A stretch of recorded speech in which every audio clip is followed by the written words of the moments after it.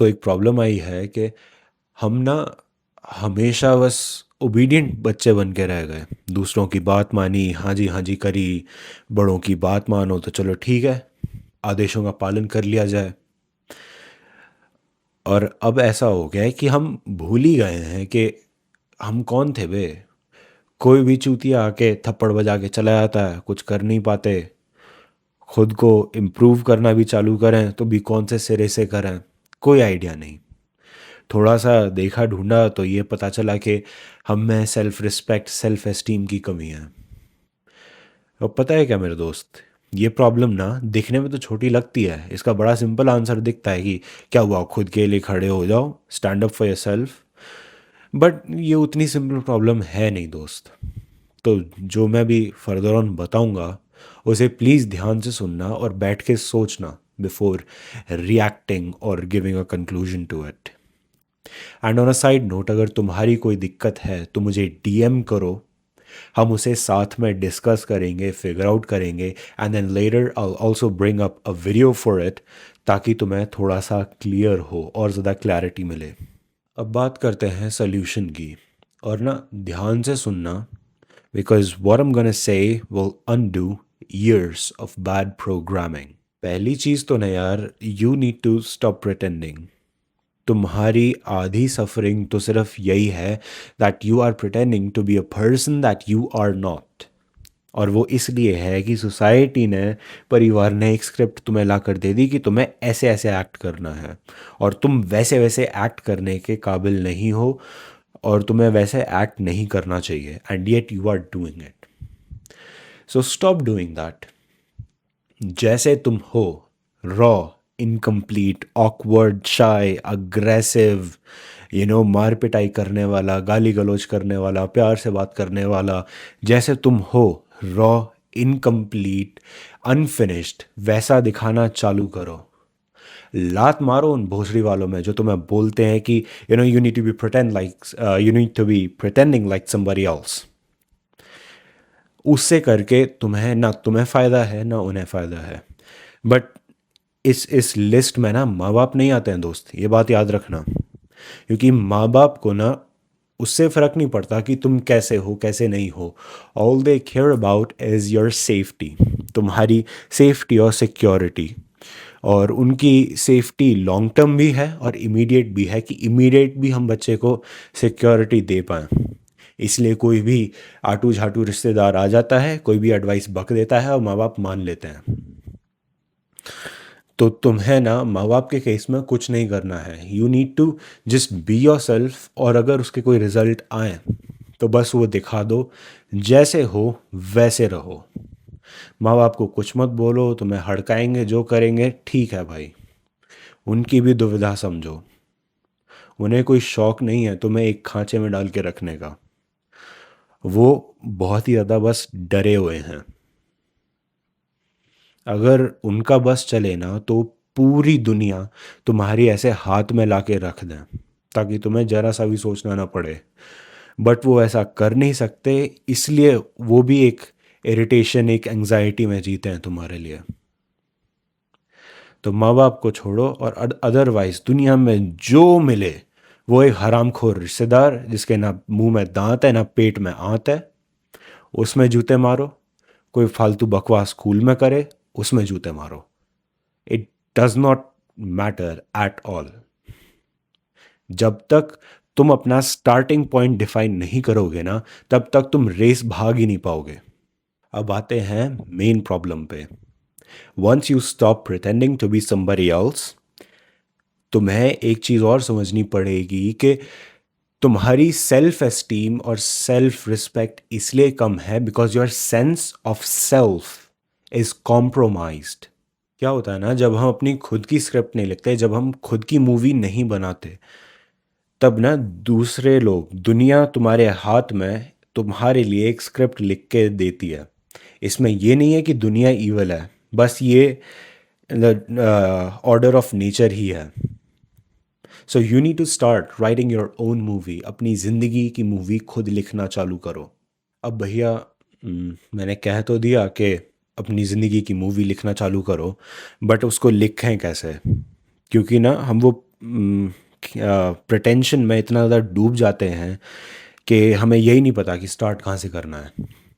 So first of all you need to make sense of your past. जो तुम्हारे साथ past में जो हुआ उसे एक थर्ड पर्सन पर्सपेक्टिव से, जहाँ पर तुम खुद को एज अ सेपरेट कैरेक्टर रखते हो। अगर मैं खुद की बात करूँ तो मैं उसे ऐसे लिखता कि विश्वास छठी क्लास में था, वो बहुत रोतड़ू बच्चा था क्योंकि सब उसे परेशान करते थे एंड याडा याडा याडा। ऐसे तो मैं अपना कैरेक्टर को थर्ड पर्सन में रखते हुए सबसे पहले पास्ट का सेंस बनाना है, and then you need to rationalise some things कि अगर मेरे साथ ये ऐसा हुआ तो वो लॉजिकली क्यों हुआ, अगर मुझ में ये इमोशन बैठे तो वो लॉजिकली क्यों बैठे। First of all you need to solve your past in one singular sweep. तुम एक दिन एक हफ्ता लग के बैठो शाम को और बस लिखते जाओ। देन अब तुम्हें ये नहीं पता कि कहाँ पहुँचे, तो आई नीड यू कि तुम अपना परफेक्ट डे, आज से 5 साल बाद वाला परफेक्ट डे, आज से 10 साल बाद वाला परफेक्ट डे और आज से 15 साल बाद वाला परफेक्ट डे लिखो। Hairs a small mindset shift. वो ये है कि अक्सर लोग गोल्स और गोल्स के सिम्टम्स में कंफ्यूज हो जाते हैं।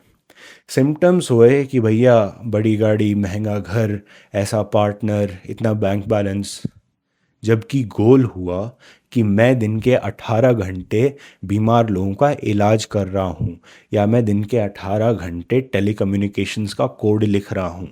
That is your goal, but उसके सिम्टम्स हैं ये सब समृद्धि।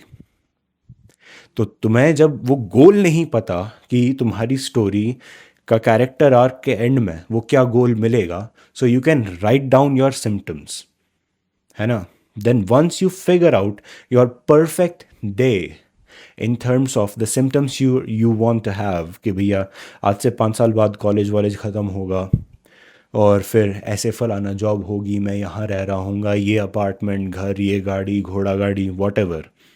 फिर आज से 10 साल बाद कि भैया इतना बिजनेस होगा, इतना बैंक बैलेंस होगा, ये सारी किस्तें चुक जाएंगी, ये गाड़ी होगी, माँ बाप ऐसे रहेंगे। वो आज से 15 साल बाद ऐसा पार्टनर होगा, या what ever, you get the point. अब तुम्हें क्या करना है कि तुम्हें अपने डेली, डे बाय डे की नैरेटिव जर्नलिंग करनी है। अगेन थर्ड पर्सन पर्सपेक्टिव में आओ और अपने दिन को लिखो, अच्छे से लिखो कि विश्वास आज ये गया, उससे ये मिला, वो इस बंदे से मिला, उसने ये कहा तो विश्वास को ऐसा फील हुआ, फिर वो इस बंदे से मिला, उसने ये टेस्ट दिया, टेस्ट में ये 4 चीज़ें हुई, and then just write down your day like a story. फिर रैशनलाइज करो अगेन अपनी इमोशंस, मोटिवेशंस और एक्शंस को कि मैंने ये क्यों किया, मुझे ऐसा क्यों फील हुआ लॉजिकली, मैं इस इमोशन के साथ क्यों ऑपरेट कर रहा था। वंस यू डू दैट, तब तुम अपने आप से एक क्वेश्चन पूछो कि आज से जो 5 साल बाद मेरा परफेक्ट डे है, उसे अचीव करने के लिए मैं जो भी दिन गया था उसमें क्या क्या चेंजेस या क्या क्या डिफरेंटली कर सकता था, so that I will be closer to my perfect day. And then वो चेंजेस लो और नेक्स्ट डे इम्प्लीमेंट कर दो, स्लाइड करेक्शन से बिल्ड करो। ऐसे तुम खुद को थर्ड पर्सन पर्सपेक्टिव में भी जानोगे और खुद को जानने लगोगे। दूसरा, you will also start improving day by day, bit by bit. क्योंकि सेल्फ इंप्रूवमेंट का मतलब ये नहीं है कि थोड़ा चमका लिया, बाइसेप फुला ली, हो गया self improvement. These are again just symptoms of an intention that you want to have in your life. देखो, हर एक डे सेम नहीं होता। बहुत कुछ ऐसे दिन होंगे जो बहुत ख़राब होंगे, जहाँ पर तुम्हारा कोई प्लान वर्क नहीं करेगा, घर में कलेश होगा, स्कूल में लड़ाई होगी, एग्ज़ाम में फेल करोगे, a lot of bad shit will happen, it will constantly happen। वही ज़िंदगी कहते हैं उसे। बट अब इसमें तुम्हें खुद को कैसे लेना है, खुद को कैसे उस बुरे समय से पार करना है, is by becoming your own father. मैं ये पिछले वीडियो में भी बता चुका हूँ और मैं इस वीडियो में भी दोबारा बताऊँगा। वो ये कि खुद को वैसे ट्रीट करो जैसे तुम अपने बेटे को ट्रीट कर रहे होते। जहाँ पे सख्ती बरतने की ज़रूरत पड़ती वहाँ पे सख्ती बरतते, जहाँ पर उसे प्यार, कंफर्ट और सेफ्टी की ज़रूरत पड़ती तुम उसे वो भी देते। तो खुद को भी सेम ट्रीटमेंट दो, अपने खुद के बाप बनो। सुनने में थोड़ा एब्सर्ड लगता है, I understand, but it is how it is. And yeah, that's it for today. Video पसंद आया तो लाइक करो, सब्सक्राइब करो, like do the whole package, all right, I need it. मुझे, मेरी ईगो को फ़ायदा मिलता है। एंड जो कुछ भी दिन में किचकिच भसड़ हुई है, कमेंट सेक्शन में जाके उसे उतार सकते हो। You can went out your frustration in the comment sections. वो बहुत ही सेफ स्पेस है। अगर कोई बकचोदी करेगा तो मैं उसका कमेंट डिसेबल ही कर दूंगा उसे कम्प्लीटली। अब उतनी पिद्दी से एंगेजमेंट का मैं तो कुछ कर नहीं सकता यार, बट उसमें तुम्हारा ज़्यादा फ़ायदा है। So go do it.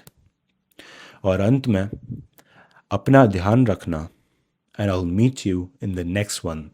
तब तक के लिए बाय बाय।